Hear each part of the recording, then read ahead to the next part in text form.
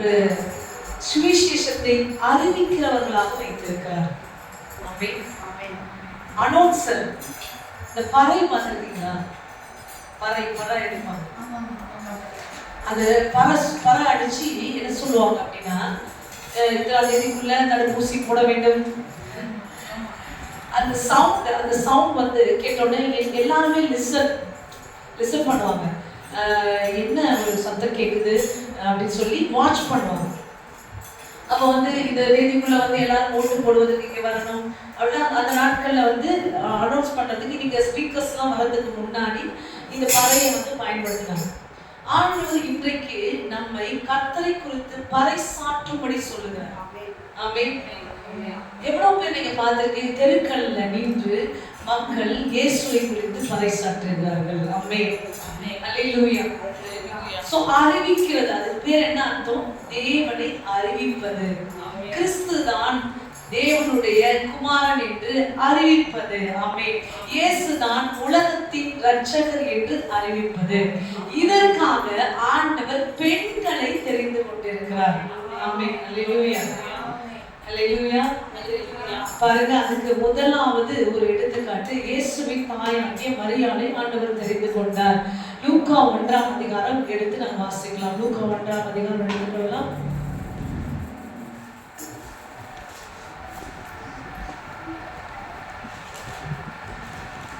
லூக்கா 1ஆம் அதிகாரம் 26வது வசனத்திலிருந்து நான் வாசிக்கிறேன்.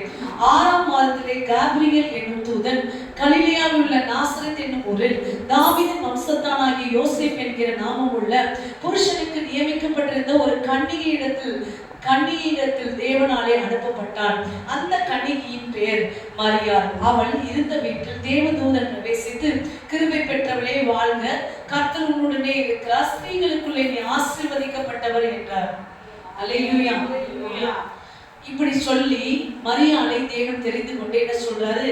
உன்னுடைய வயிற்றில் ஒரு கர்ப்பத்தின் பிள்ளை பிறக்கும், அது பரிசுத்த ஆவியினாலே பிறக்கும் என்று இயேசு கிறிஸ்து தன்னுடைய வயிற்றில், அதாவது மரியாளுடைய வயிற்றில் பிறக்க போகிறாங்க என்ற செய்தியை கேப்ரியல் தூதன் அறிவிக்கிறாங்க. இந்த செய்தியை சொல்லும் போதே அவங்களுக்கு இன்னொரு செய்தி சொல்லப்படுகிறது. உன்னுடைய உறவினராகிய எலிசபெத்தும் அப்படியே கர்ப்பம் தரித்திருக்கிறாள் என்று சொல்லப்படுகிறது. உடனே இவங்க என்ன பண்றாங்க? எழுந்து எலிசபெத் வீட்டுக்கு போறாங்க. அல்லேலூயா. அங்க போய் சொல்ற ஒரு சத்தம் தான் இது. 44வது வசனம் 41 வாசிக்கிறேன். எலிசபெத் மரியாளுடைய வாழ்தலை கேட்டபோது அவளுடைய வயிற்றிலிருந்து பிள்ளை துள்ளிற்று. எலிசபெத் பரிசுத்த ஆவியினால் நிரப்பப்பட்டு உரத்த சத்தமாய், ஸ்திரீகளுக்குள்ளே நீ ஆசீர்வதிக்கப்பட்டவள், உன் கர்ப்பத்தின் கனியும் ஆசீர்வதிக்கப்பட்டது, என் ஆண்டவருடைய தாயார் இடத்தில் வந்தது எனக்கு எதினால் கிடைத்தது. இதோ நீ வாழ்த்தின சத்தம் என் காதில் விழுந்த உடனே என் வயிற்றில் உள்ள பிள்ளை களிப்பாய் துள்ளிற்று. விசுவாசித்தவளே பாக்கியவதி, கர்த்தராலே அவளுக்கு சொல்லப்பட்டவர்கள் நிறைவேறும் என்றாள். அப்பொழுது மரியாள், என் ஆத்துமா கர்த்தரை மகிமைப்படுத்துகிறது, என் ஆவி என் இரட்சகராகிய தேவனில் களி கூறுகிறது. அவர் தம்முடைய அடிமையின் தாழ்மையை நோக்கி பார்த்தார். இதோ இது முதல் எல்லா சந்ததியும் என்னை பாக்கியவதி என்பார்கள். ஆமென். பெண்கள் அடிமையாக இருக்கிறார்கள். அல்லேலூயா. ஆனா அவர்களை யார் சந்தித்தாரு? அதுதான் அவங்க சொல்றாங்க. அவர் தம்முடைய அடிமையின் தாழ்மையை நோக்கி பார்த்தார். என்னை நோக்கி பார்த்தார். இதோ இனிமே எல்லா சந்ததியும் என்னை அறியாமல் தேவனை அறிய முடியாது என்றார். அல்லேலூயா. இவங்க சந்தோஷமாக என்ன சொல்றாங்க? எலிசபெத் போய் இப்படி ஒரு காரியத்தை நம்முடைய கர்த்தர் நமக்கு செய்கிறார் என்று அறிவிக்க போறாங்க. ஆமென். அல்லேலூயா. உலகத்தின் இரட்சகர் தோன்றுகிறார் என்று அறிவிக்க போனார். அதில் தெரிந்து கொள்ளப்பட்டது பெண். ஆமென். உலகத்துக்கே ஒரு இரட்சகர் பிறக்க போறாருன்றதுக்காக, அதை அறிவிக்கிறதுக்காக ஆண்டவர் தெரிந்து கொண்ட ஒரு பாத்திரம் பெண். ஆமென். நம்மை ஆண்டவர் அறிவிக்கிறவங்களாக தெரிந்து கொண்டார். ஆமென். எதை அறிவிக்க? இயேசு என்ற இரட்சகர் உலகத்தில் பிறந்திருக்கிறார் என்பதை அறிவிக்க. ஆமென். சோ இரட்சகர் ஒருவர் உண்டு என்பதை அறிவிக்க தெரிந்து கொண்டார். இரண்டாவது, மகதலேனா மரியாளை குறித்து நாம் பார்க்க போகிறோம். இதெல்லாம் சொல்லிட்டு எப்படி நாம் சுவிசேஷத்தை அறிவிக்க வேண்டும் என்பதை நான் சொல்ல விரும்புகிறேன். மத்தேயு எடுத்துக்கொள்ளலாம்.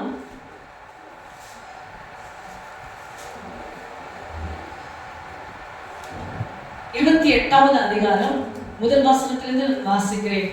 ஓய்வு நாள் முடிந்து வாரத்தின் முதல் நாள் முடிந்து வருகையில் மகதலே மரியாளும் மற்ற மரியாளும் கல்லறையை பார்க்க வந்தார்கள். அப்பொழுது பூமி மிகவும் அதிரும்படி கர்த்தருடைய தூதன் வானத்திலிருந்து இறங்கி வந்து வாசலிலிருந்து கல்லை புரட்டி தள்ளி அதன் மேல் உட்கார்ந்தார். அவனுடைய ரூபம் மின்னலை போலவும் அவனுடைய வஸ்திரம் உறைந்த மலையை போலவும் மென்மையாக இருந்தது. காவலாளர் அவனுக்கு பயந்ததினால் திடுக்கிட்டு செத்தவன் போலானார்கள். தூதன் அந்த ஸ்திரீயை நோக்கி, நீங்கள் பயப்படாதிருங்கள், சிலுவையில் அறையப்பட்ட இயேசுவை தேடுகிறீர்கள் என்று அறிவேன். அவரை இங்கே இல்லை, தாம் சொன்னபடியே உயிர்த்தெழுந்தார். கர்த்தரை வைத்த இடத்தை வந்து பாருங்கள், சீக்கிரமாய் போய் அவர் மரித்தோரில் இருந்து எழுந்தார் என்று அவருடைய சீஷர்களுக்கு சொல்லுங்கள். அவர் உங்களுக்கு முன்னே கலிலேயாவுக்கு போகிறார், அங்கே அவரை காண்பீர்கள். இதோ உங்களுக்கு சொன்னேன் என்றார். அவர்கள் பயத்தோடு மகா சந்தோஷத்தோடும் கல்லறை விட்டு சீக்கிரமாய் புறப்பட்டு அவருடைய சீசர்களுக்கு அறிவிக்க ஓடினார்கள். ஆமென். எதுக்கு ஓடணுமா? ஆமா, இயேசு பாவத்தை மன்னித்து விட்டார் என்பதை அறிவிக்க ஓட வேண்டும். நம் கால்கள் அதை நோக்கி ஓட வேண்டும், உலகத்தை நோக்கி ஓடக்கூடாது. இயேசு உயிர்த்தார் என்ற செய்தியை அறிவிக்க என்னுடைய சீஷர்களுக்கு சொல்ல தெரிந்து கொண்ட பாத்திரங்கள் யாரு? பெண்களை தான் ஆண்டவர் தெரிந்து கொண்டார். ஆமென். ஏன் தெரிந்து கொண்டார்? நம்ம ரொம்ப ஸ்பெஷல். எத்தனை பேர் விசுவாசிக்கிறீங்க? ஆமென். நீங்க சொல்லக்கூடாதுன்னு நினைப்பீங்க, ஆனா சொல்லிடுவீங்க. அவ்வளோ ஸ்பெஷல்.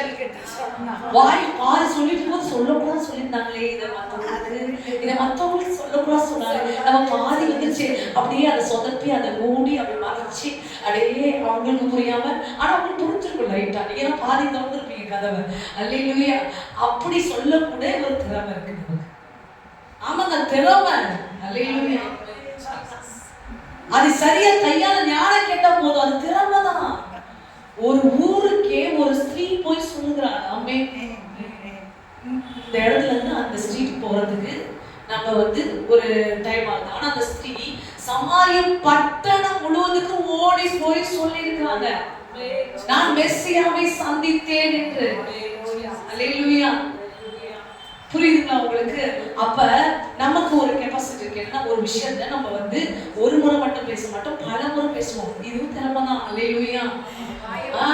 ஆமா, வாய் வலிக்காது. எத்தனை கேட்ட காலையில ஒரு விஷயத்தை கேட்டாலும் அதே இதுல நம்ம சொல்லிடுவோம். மதியானம் கேட்டாலும் அதே சொல்லுவோம். நைட் அடுத்த நாள் கேட்டாலும் அது ஒரு கொஞ்சம் குறையாம இல்லையா சொல்லிடுவோம். அவங்களுக்கு புரியுற மாதிரி நம்ம சொல்லிடுவோம். அல்லேலூயா. அப்படி ஒரு திறமையை தேவன் நமக்கு கொடுத்திருக்காரு. இப்படி பாத்தீங்கன்னா அவங்க ஆண்களை பாத்தீங்கன்னா பாயிண்ட் தான் சொல்லுவாங்க. நம்ம நல்லா ஃபுல்லா விளக்கமா எல்லாத்தையும் சொல்லுவோம். அந்த காட்சி பதிவுகள் அவங்களை மைண்ட்ல கொண்டு போற அளவுக்கு நம்மளால கொண்டு போக முடியும். ஆமென். ஹல்லேலூயா. அதனாலதான் ஆண்டவர் அந்த உயிர்த்தெழுந்த செய்தியை கூட இந்த மகதிலே மரியாதை ஆண்டவர் பெண்ணை தெரிந்து கொண்டார். நாங்க போனோம், கண்டரை அவர் காணோம், சீஷரை பார்த்தோம், சொன்னாங்க, எல்லாத்தையும் சொல்லுவாங்க. ஆமென். ஹல்லேலூயா. நிறைய ஆமா, that is God's grace. ஹல்லேலூயா. ஆனா நம்ம எதை அறிவிக்கணுமோ அதை அறிவிக்காம விட்டதுனால தான் பிரச்சனை போயிட்டு இருக்குது. ஹல்லேலூயா. எதை அறிவிக்க வேண்டுமா? எதற்காக இப்படிப்பட்ட திறமைகளை தாளங்களை கர்த்தர் நமக்கு கொடுத்தார் என்றால் இயேசு தான் இரட்சகர் என்பதை அறிவிப்பதற்கு தான் தேவன் இப்படிப்பட்ட குணாதிசயங்களோடு கொடுத்திருக்காரு. நீங்க யோசிச்சு பாத்தீங்கன்னா சில ஆட்கள் இப்போ ஒரு காரியத்தை சொல்லும் போது அப்படியே அவுட்லைனா சொல்லுவாங்க. நீங்க ஒன்று சொல்லுங்க, இப்படி சொன்னா உங்களுக்கு புரியுமா? அதான் நான் சொல்றேன் பாருங்க. அல்லேலூயா. இப்படி நடந்தது. அல்லேலூயா. ஆமா, ஆமா சார், அவர் சொன்னா கூட எனக்கு அவ்வளவுதான் ஆழமா போகல, நீங்க சொன்னோட ரொம்ப ஆழமா போச்சு. அல்லேலூயா. எப்படி கர்த்தர் நமக்கு அப்படி கிருபையை கொடுத்திருக்கிறார். அவர்களுக்கு ஒரு விஷயத்தோட மேல்நிலை மட்டும் சொன்னா போதுன்ற அளவுதான் நமக்கு அந்த A to Z நம்ம சொல்ற திறமை நமக்கு இருக்கு. ஆமென். அல்லேலூயா. அப்படிப்பட்டவங்கள கர்த்தர் நம்மள வைத்திருக்கிறார். ஆனா இப்ப இந்த நம்ம எதற்கு வைத்தார் என்பதை அறிந்து அந்த நோக்கத்தை நோக்கி நம்ம நகரும் போது நம்மோட தேவன் மகிமைப்படுவார். மகதலேனா மரியாள் மகிமைப்பட்டால், இயேசுவின் தாயாகிய மரியாள் மூலம் தேவன் மகிமைப்பட்டால், அந்த நோக்கத்தை அறிந்து நம்முடைய நாவை பயன்படுத்தும் போது தேவன் நம்மீதும் மகிமைப்படுவார். ஆமென். ஹல்லேலூயா. ஹல்லேலூயா. அதனால நீங்க பயப்படாதீங்க. கர்த்தர் உங்களுக்கு உதவி